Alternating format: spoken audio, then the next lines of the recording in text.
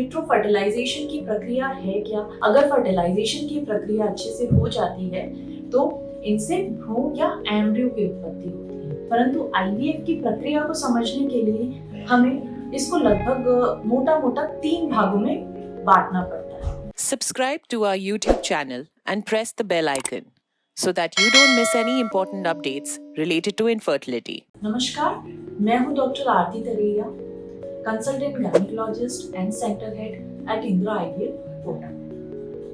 काफी सारे निसंतान दंपति ऐसे हैं जो कि काफी इलाज ले चुके हैं, सभी तरह की गोली दवाइयां ले चुके हैं, आईयूआई यानी इंट्रायूट्राइन इंसेमिनेशन की प्रक्रिया भी करा चुके हैं, परंतु वो प्रेगनेंसी कंसीव नहीं कर पा रहे हैं। तो ऐसे निसंतान दंपतियों को उनके फर्टिलिटी एक्सपर्ट या गायनेकोलॉजिस्ट आईवीएफ यानी इन विट्रो फर्टिलाइजेशन के बारे में सजेस्ट करते हैं। अब ये इन विट्रो फर्टिलाइजेशन की प्रक्रिया है क्या और कौन से ऐसे निसंतान दंपति हैं जो कि इससे फायदा पा सकते हैं, इसके बारे में जानने के लिए जुड़े रहें मेरे साथ इस वीडियो में।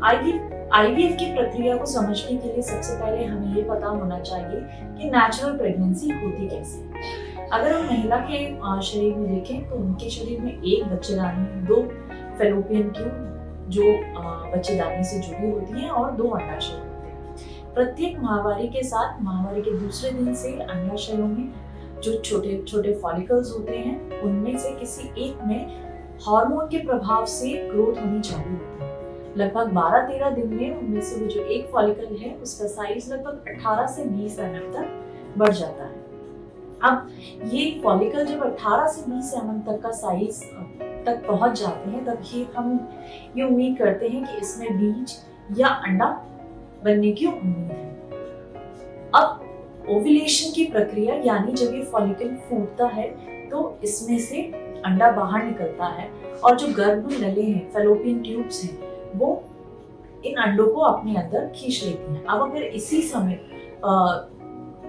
पति पत्नी साथ में रहते हैं तो शुक्राणु बच्चेदानी के रास्ते चलते हुए गर्भ नलों तक पहुंच जाते हैं और यहाँ वो अंडे को निषेचित या फर्टिलाइज करने का प्रयास करते हैं। अगर फर्टिलाइजेशन की प्रक्रिया अच्छे से हो जाती है तो इनसे भ्रूण या एम्ब्रियो की उत्पत्ति होती है। इन एम्ब्रियो या भ्रूण से प्रेगनेंसी लगने की क्षमता होती है। अब ये एम्ब्रियो या भ्रूण 3 से 4 दिन में वापस बच्चेदानी में आने का प्रयास करता है और बच्चेदानी की जो सतह होती है उसमें चिपकने का प्रयास करता है। अगर ये प्रक्रिया ढंग से हो जाती है तो इस प्रक्रिया को इम्प्लांटेशन बोलते हैं और महिला की आने वाली माहवारी रुक जाती है। अब प्रेगनेंसी लगी है या नहीं लगी है इसको चेक करने के लिए वो महिला सिंपल यूरिन प्रेगनेंसी टेस्ट कर सकती है या सीरम बीटा एचसीजी टेस्ट कर सकती है। इसके द्वारा वो पता लगा सकती है कि उसे प्रेगनेंसी रही क्या। अब हम बात करें कि इन विट्रो फर्टिलाइजेशन क्या है। इन विट्रो फर्टिलाइजेशन की शुरुआत 1978 में लंदन में हुई थी और इसे जन्मे पहली बच्चे का नाम लुईस ब्राउन था। लुईस ब्राउन की मदर की दोनों ट्यूब्स ब्लॉक थी। तो जो साइंटिस्ट थे उन्होंने प्रेगनेंसी की शुरुआत प्रयोगशाला में की, इसलिए इस प्रक्रिया को इन विट्रो फर्टिलाइजेशन कहा जाता है। अब सिंपल तरीके से हम इस बात को ऐसे समझ सकते हैं कि आईवीएफ की जो प्रक्रिया है उसमें प्रेगनेंसी की शुरुआत जो है प्रयोगशाला में शरीर के बाहर की जाती है। परंतु आईवीएफ की प्रक्रिया को समझने के लिए हमें इसको लगभग मोटा-मोटा 3 भागों में बांटना पड़ता है। सबसे पहली प्रक्रिया होती है कंट्रोल्ड ओवेरियन स्टिमुलेशन। दूसरी प्रक्रिया है ओवम रिट्रीवल या ओवम पिकअप प्रोसीजर और इसके साथ ही इंट्रासाइटोप्लाज्मिक स्पर्म इंजेक्शन या जिसे हम आम भाषा में इक्सी कहते हैं। और तीसरी और सबसे महत्वपूर्ण प्रक्रिया है एम्ब्रियो ट्रांसफर। तो पहली प्रक्रिया जिसको कि हम कंट्रोल्ड ओवेरियन स्टिमुलेशन कहते हैं, इस प्रक्रिया में महिला को माहवारी के दूसरे दिन से हार्मोन्स के इंजेक्शन डेली बेसिस पर दिए जाते हैं। इन इंजेक्शन की डोज डिसाइड करने के लिए महिला का AMH, उसका वजन, उसकी उम्र, ये बहुत इंपॉर्टेंट है। और इन हार्मोन के प्रभाव से महिला के अंडाशयों में एक से ज्यादा फॉलिकल्स की ग्रोथ होती है। लगभग 10 से 12 दिन में इंजेक्शन देने के बाद जब अंडों का साइज लगभग पूरी तरह से बढ़ जाता है, तब एक फाइनल इंजेक्शन ट्रिगर दिया जाता है, जिसके लगभग 35 घंटे के अंदर ओवम रिट्रीवल की प्रक्रिया को किया जाता है। ओवम रिट्रीवल की जो प्रक्रिया है उसमें महिला को थोड़ा सा एनेस्थीसिया दिया जाता है, जिससे कि उसको किसी भी दर्द का अनुभव नहीं होता। इस प्रक्रिया से महिला के सारे जो अंडाशय में जितने भी अंडे फॉलिकल्स दिख रहे हैं, उन सारे फॉलिकल्स को एस्पिरेट करके बाहर निकाल लिया जाता है और उनमें से अंडों को सेपरेट कर दिया जाता है।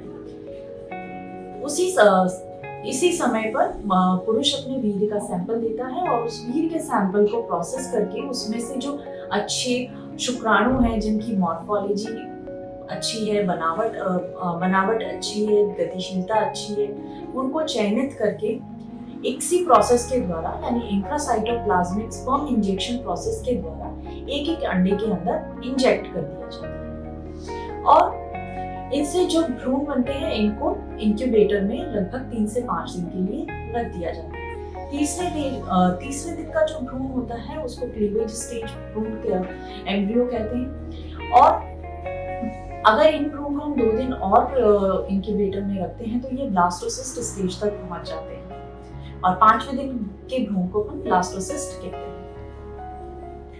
तो ये तो हो गई आईवीएफ की पहली और दूसरे चरण की प्रक्रिया, यानी कंट्रोल्ड ओवेरियन स्टिमुलेशन और ओवम पिकअप या oocyte रिट्रीवल और इंट्रासाइटोप्लाज्मिक स्पर्म इंजेक्शन की प्रक्रिया। परंतु तीसरी प्रक्रिया है एम्ब्रियो ट्रांसफर। एम्ब्रियो ट्रांसफर की प्रक्रिया महिलाओं में जो भ्रूण हमने तैयार किए हैं, बच्चेदानी में परत का साइज चेक करके इन भ्रूण को वापस गर्भ में स्थानांतरित करते हैं। इस प्रक्रिया में कोई बेहोशी देने की जरूरत नहीं होती है और इस प्रक्रिया को करने के लगभग 15 दिन बाद सीरम बीटा HCG टेस्ट कराया जाता है। अगर टेस्ट पॉजिटिव आता है तो प्रेगनेंसी और मेडिसिन कंटिन्यू की जाती हैं। तो बहुत सरल भाषा में ये आईवीएफ की प्रक्रिया को मैंने आपको समझाया। परंतु ऐसे कौन से दंपत्ति हैं जिनको आईवीएफ की प्रक्रिया के लिए आगे बढ़ना चाहिए? सबसे पहले वे महिलाएं जो कि गोली दवाइयों से आईयूआई की प्रक्रिया से काफी इलाज ले चुकी हैं, आईयूआई की प्रक्रिया वो 2 बार से ज्यादा करा चुकी हैं और मेडिसिन को लगभग वो 1.5 से 2 साल से ज्यादा ले चुकी हैं। दूसरी वो महिलाएं जिनके अंडाशय में अंडों की संख्या बहुत कम है या अंडे खत्म हो गए हैं। तीसरी वो महिलाएं जिनकी फैलोपियन ट्यूब्स ब्लॉक हैं या इन्फेक्टेड हैं या जिनकी ट्यूब्स में पानी भरा हो।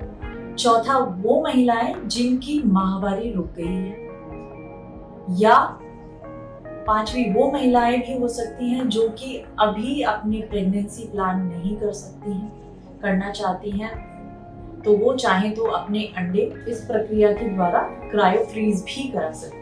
वो महिलाएं जिनके पुरुषों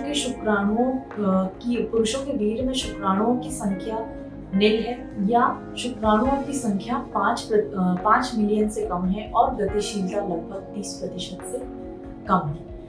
ऐसे निसंतान दंपत्ति जो हैं वो आईवीएफ की प्रक्रिया के लिए आगे बढ़ सकते हैं।